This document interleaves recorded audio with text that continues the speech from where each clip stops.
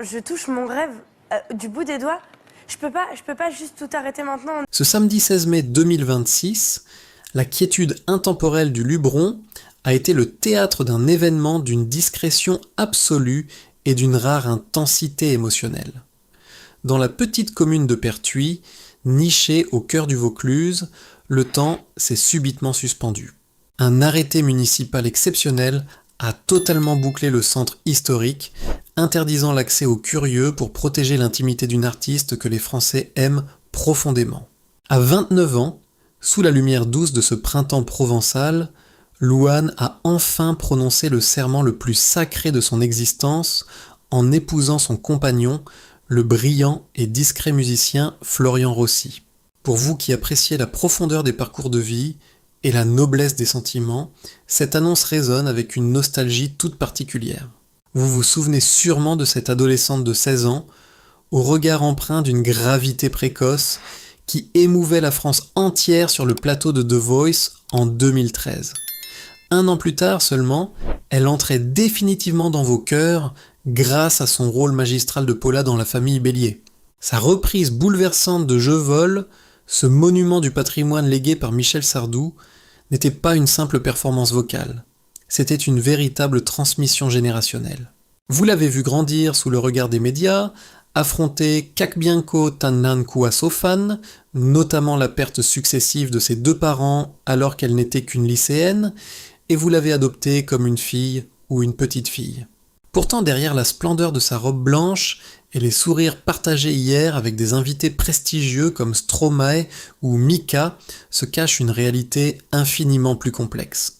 L'histoire d'amour entre Louane et Florian Rossi n'est pas un conte de fées linéaires.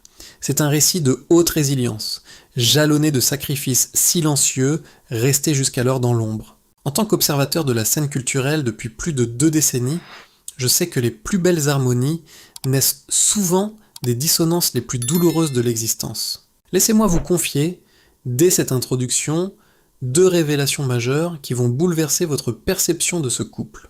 Le premier secret nous ramène à la jeunesse de leur idylle. Ce bonheur a débuté par un véritable tourment intérieur pour Louane. Pendant 8 longs mois, la jeune femme a été condamnée à vivre un amour foudroyant mais totalement unilatéral. Pourquoi ? Parce que l'homme qu'elle aimait éperdument était alors engagé avec une autre. Le second secret effleure une crise d'une ironie cruelle pour un couple de musiciens. Alors qu'ils savouraient la joie d'être parents de la petite Esmée, une tempête médicale d'une rareté effrayante est venue frapper Florian. Un mal mystérieux appelé la diplacousie a altéré sa perception auditive, transformant chaque note en un chaos discordant. Pour ce compositeur de génie, son monde s'est effondré, menaçant sa carrière au moment où ils étaient le plus vulnérables.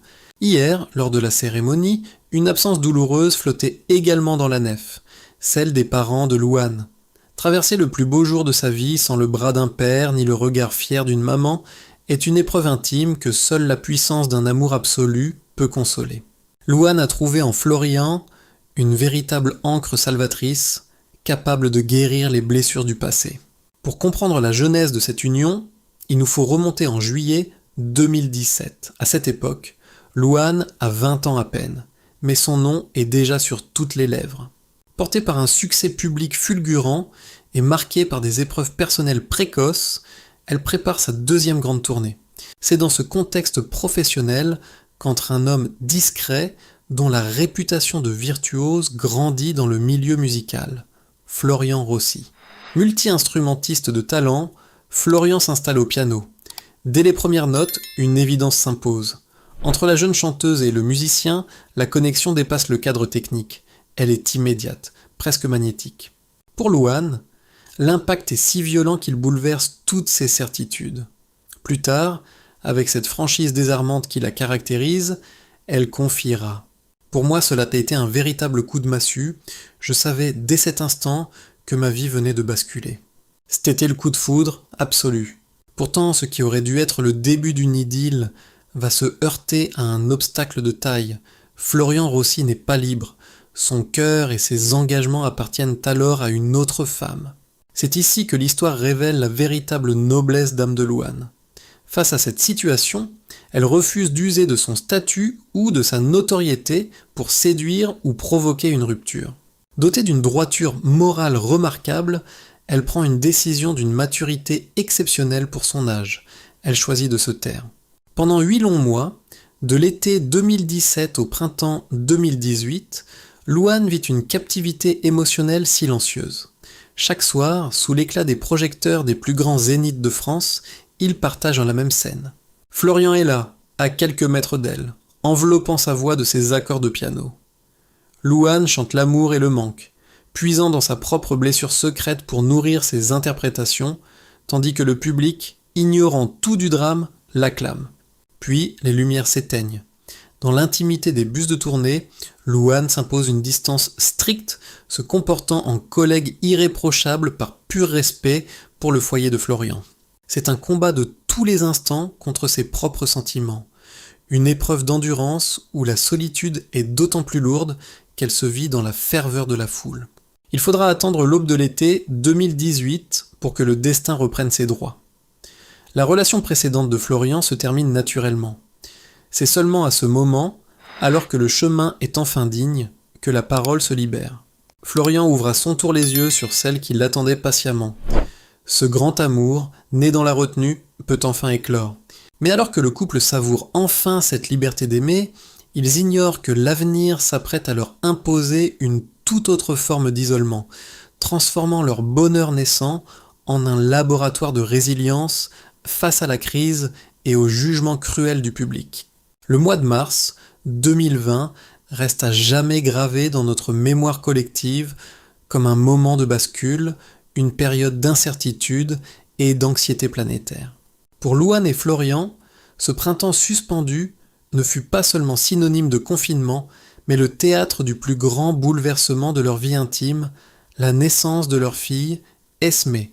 Donner la vie dans un monde qui se fige, au cœur d'un environnement hospitalier, soumis à des protocoles d'une sévérité extrême, constitue une épreuve psychologique majeure pour de jeunes parents. Pour Louane, cette maternité naissante réveille une absence indicible, une blessure que le temps ne pourra jamais tout à fait refermer. Vous le savez, la jeune femme a dû affronter la perte de sa propre mère à l'âge de 17 ans à peine.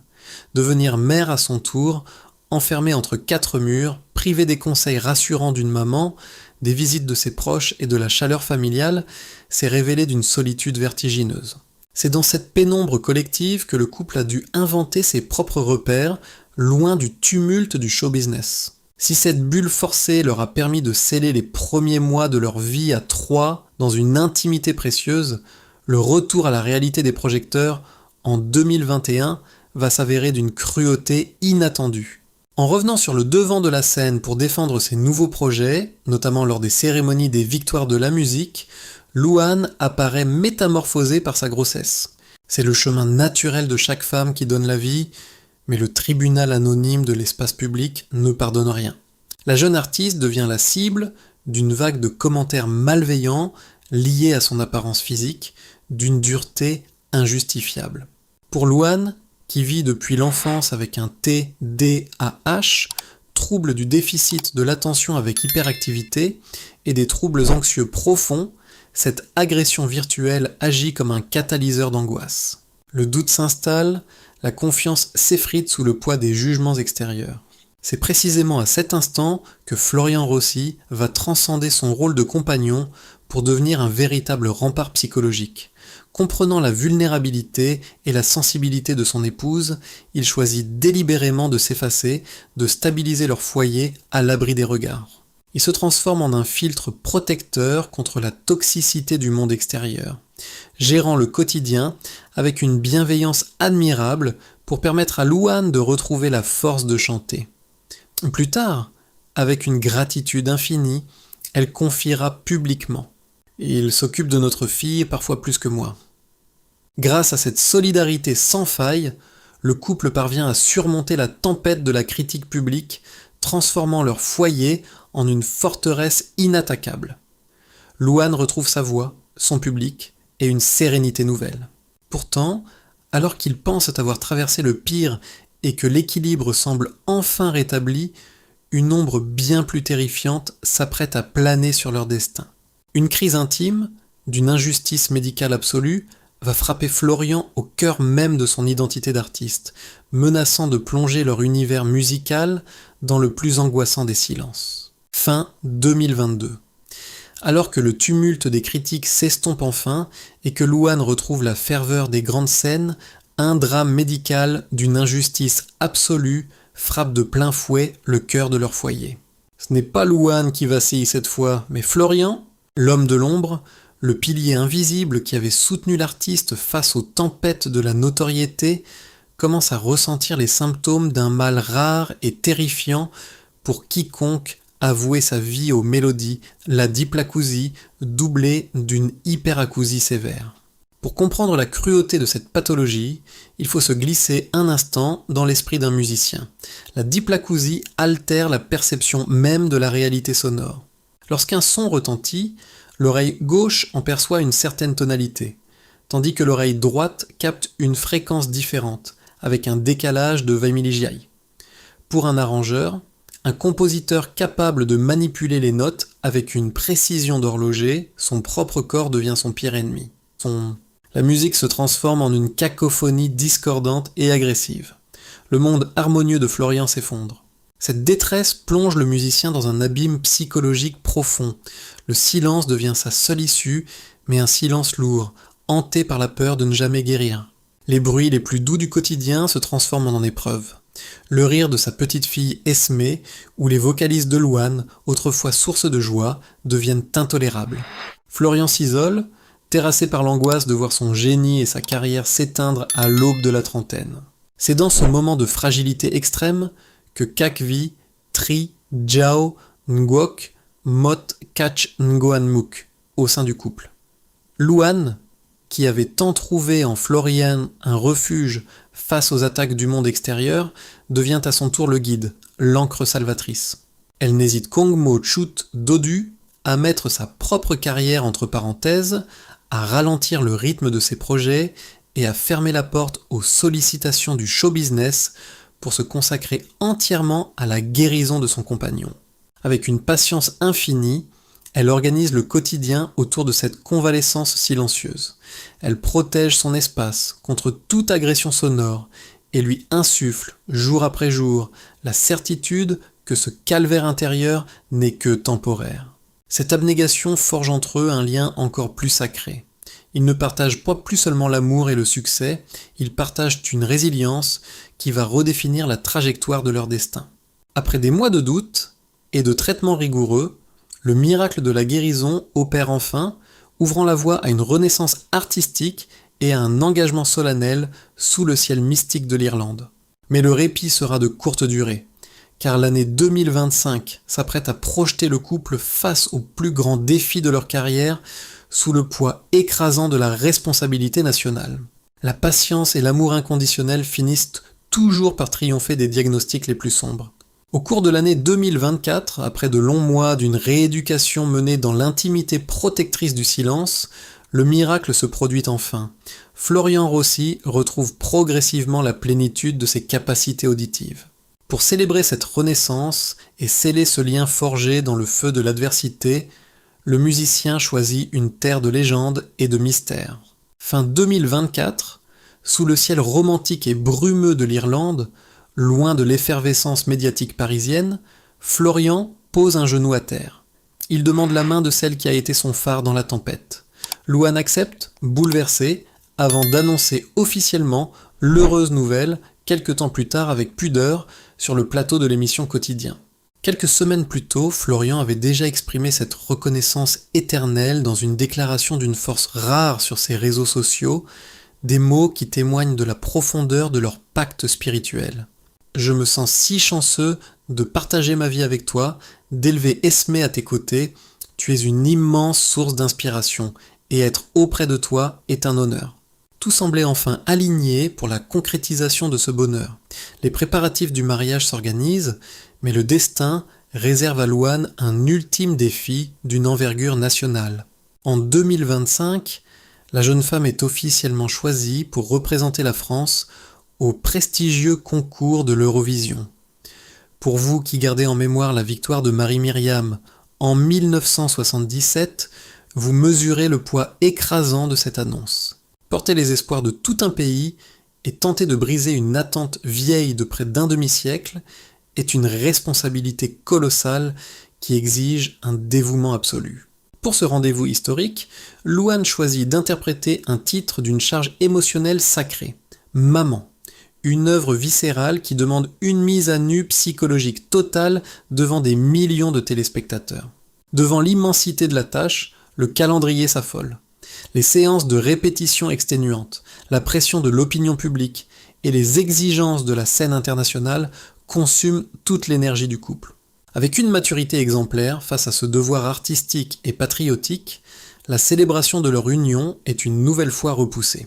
Pendant que Louane affronte la ferveur des projecteurs en Suisse, Florian accepte à nouveau de s'effacer pour guider l'arrière-boutique. Il coordonne les détails techniques, veille sur la sérénité de leur fille Esmée et s'assure que son épouse conserve son ancrage émotionnel. Louane décrochera une honorable 7e place, saluée par la critique. Mais la véritable victoire est ailleurs.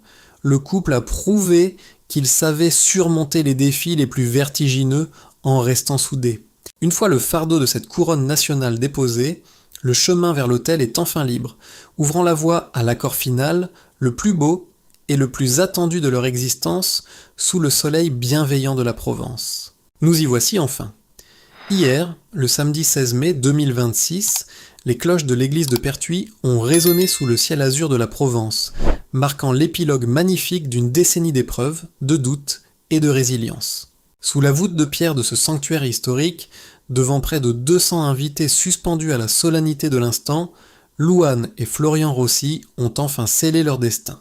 Pour Louane, avancer vers l'autel sans le bras d'un père pour la guider, ni le regard protecteur d'une mère pour la bénir, a sans doute constitué l'ultime et le plus intime des combats contre la mélancolie de son passé. Mais dans la nef, cette absence douloureuse s'est muée en une présence spirituelle vibrante, magnifiquement comblée par l'affection d'une famille d'un autre genre, celle de l'art et de la fidélité. Des géants de la scène musicale française, à l'instar de Stromae, pour qui Florian a si souvent orchestré la magie des tournées, de Mika et de Monsieur Pokora, étaient bonins présents.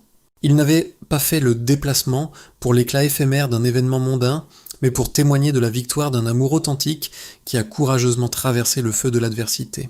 Au milieu de cette assemblée émue, les yeux se tournaient inévitablement vers la petite Esmée, aujourd'hui âgée de 6 ans. Cet enfant, né dans l'angoisse d'un monde confiné, incarne désormais la plus belle des transmissions. Quelque temps avant ce jour sacré, lors d'une échappée hivernale à Rome, c'est elle, du haut de son jeune âge, qui saisissait l'appareil pour immortaliser ses parents devant la fontaine de Trévis. Un geste d'une poésie pure, symbole d'une enfance préservée et ensoleillée par la solidité d'un couple qui a su faire de son foyer un rempart inébranlable. L'histoire de Louane et Florian nous démontre avec force que les plus grands succès ne se mesurent pas au nombre de disques d'or ou de trophées accumulés sous les projecteurs, mais à la capacité de deux âmes à rester unies lorsque le silence se fait menaçant. À une époque où notre monde privilégie si souvent les passions fugaces, les trajectoires jetables et les déchirements mis en scène, le parcours de ce couple nous force à une profonde introspection. Est-ce au cœur des silences les plus douloureux, des doutes professionnels et des épreuves physiques que l'amour puise la force nécessaire pour devenir véritablement éternel? N'est-ce pas précisément dans cette capacité à devenir l'oreille, la voix ou le guide de l'autre au milieu de la tempête que se révèle la grandeur d'une union? Vous qui avez traversé les âges, vous qui connaissez la valeur inestimable du temps, de la patience et de l'engagement véritable, votre regard sur cette histoire m'est précieux. Je vous invite à partager vos réflexions et votre sagesse dans les commentaires. Qu'évoque pour vous le destin de ces deux artistes? Si ce récit de courage et de dignité a résonné en vous, manifestez votre soutien en laissant un pouce bleu. Partagez cette vidéo pour faire rayonner cette belle leçon de vie et abonnez-vous à la chaîne pour continuer ensemble ce voyage au cœur des plus grands destins de notre patrimoine culturel. Merci pour votre attention, votre fidélité et à très bientôt pour un prochain récit.